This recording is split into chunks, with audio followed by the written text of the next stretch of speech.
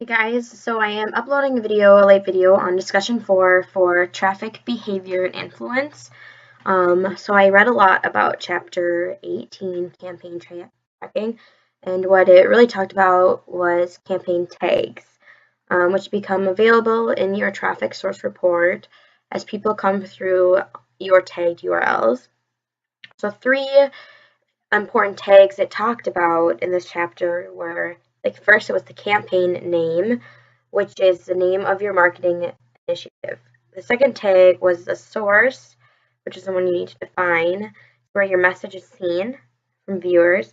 And the third was the medium, and that is how your message is communicated.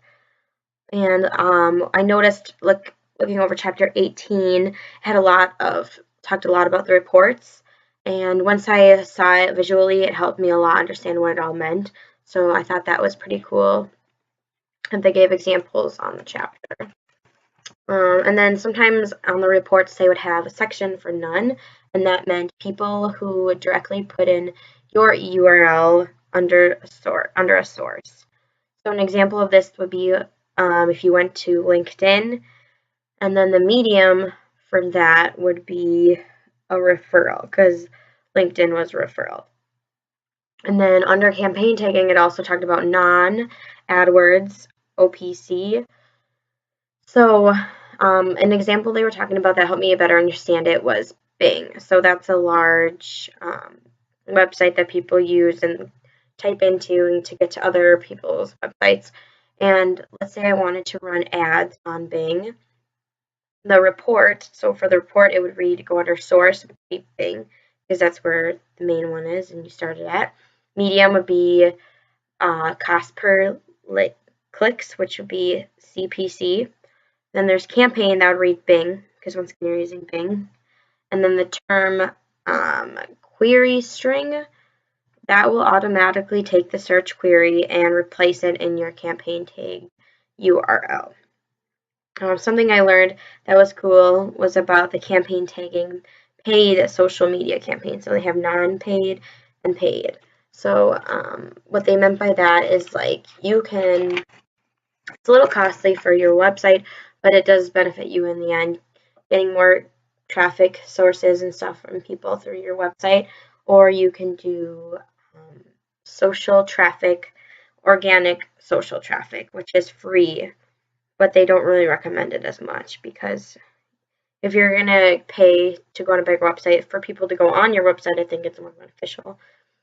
So then that was what I learned a lot about chapter 18. And then I also was interested in chapter 19, the behavior. And so overall, so behavior reports are meant to show people how to interact with your website.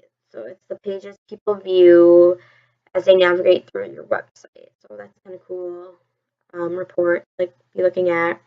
Some new terminology that I wrote down that was interesting to know was the unique page views, which is new, and that will count multiple views of an individual page as one if they occur in the same session. So it's kind of going like back and forth. It's how I interpreted it.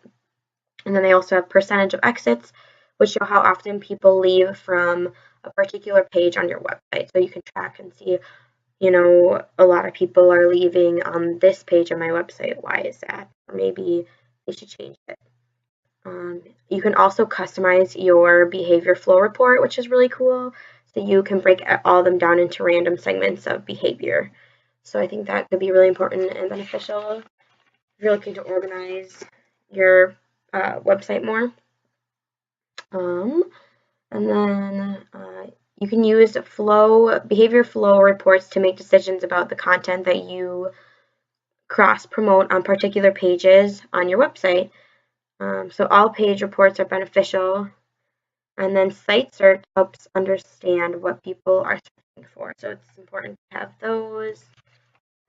Pretty much wrapping it up.